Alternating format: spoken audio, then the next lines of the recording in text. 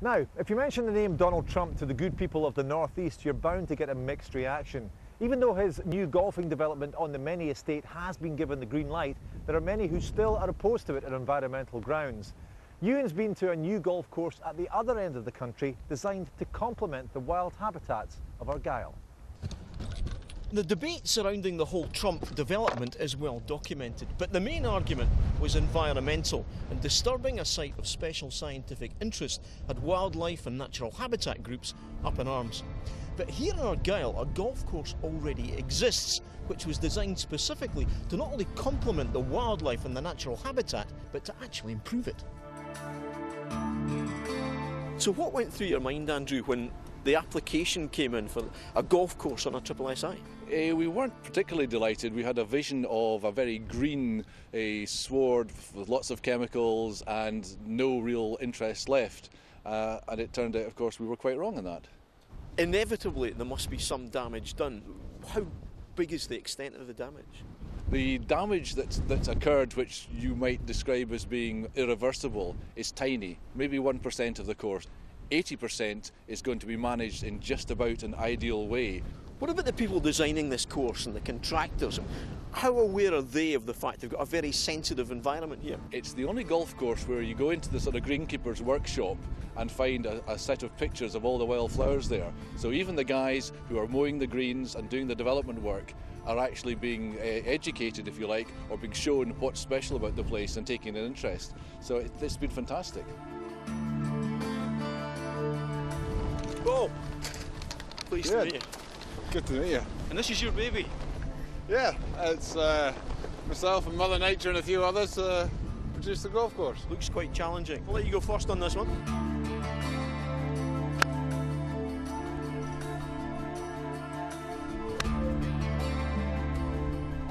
That's the way to do it. Could be a long game, Paul. How did you go about it? I mean, did you just come down here to the beach, to the Macher, and just with a golf ball and a club and say, you know, how does it evolve?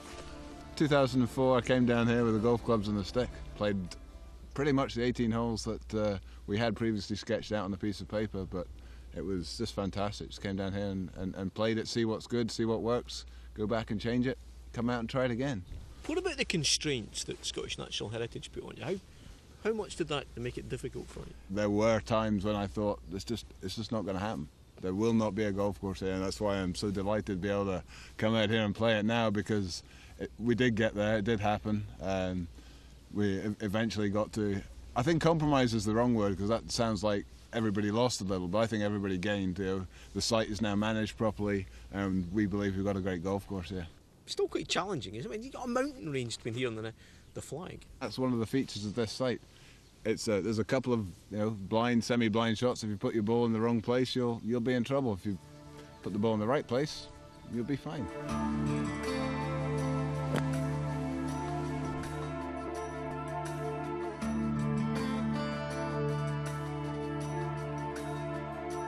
So who's that?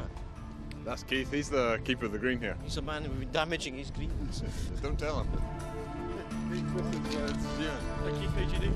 What are you doing at the moment? What are these stones for? At this minute we're just putting the final touches to the golf course. We're installing stones on every tee, and there'll be a small plaque that goes on each one with the yardage and the hole number. We're trying to keep it as simplistic as we can, the whole feel to the golf course, whereas most golf courses have ball washers, benches everywhere. We're keeping it very minimal. The whole project is aimed at the way golf began, and I'd like to incorporate a few traditional techniques just to keep the whole feeling for the project. One of these is top dressing greens by hand.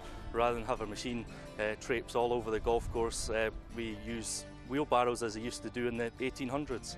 And it's a good way of doing it. We can add sand to the areas we need rather than the machine. It's kind of an even spread, so it works well. Is it satisfying? You're actually overcoming a lot of restrictions that ordinary greenkeepers don't have to put up with. We can mow fairways, greens and tees. The roughs we're not allowed to touch. We let them grow naturally, although that could affect the playability of the golf course. So we're allowed sheep. We've agreed that with S&H. Kind of a bit challenging going from greenkeeper to shepherd, though. It can be, yes. They tend to be a bit naughty sometimes, and I've seen them on the beach and we've been chasing them off the beach, but it is a challenge, and again it's one of these things where it's where you have to adapt daily, and it is interesting.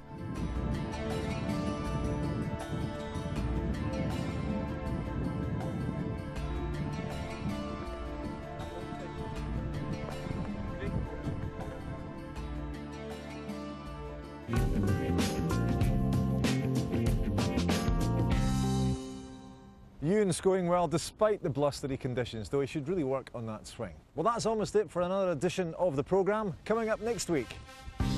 Are sea eagles targeting west coast lambs? Dry stone dikes, the barometer of rural life. Built of granite, that greyness, that ruggedness, a real feature in our landscapes, and let's hope that continues for many years to come. And we take a walk in search of illicit trams. When they're distributing locally, they would, for example, they might, a coffin party might have a coffin that was full of whisky instead of a dead body. So join Sarah, Ewan, Nick and me next Friday night, 7 o'clock, BBC 2 Scotland. Until then, thanks for your company. Have a great weekend. Bye-bye.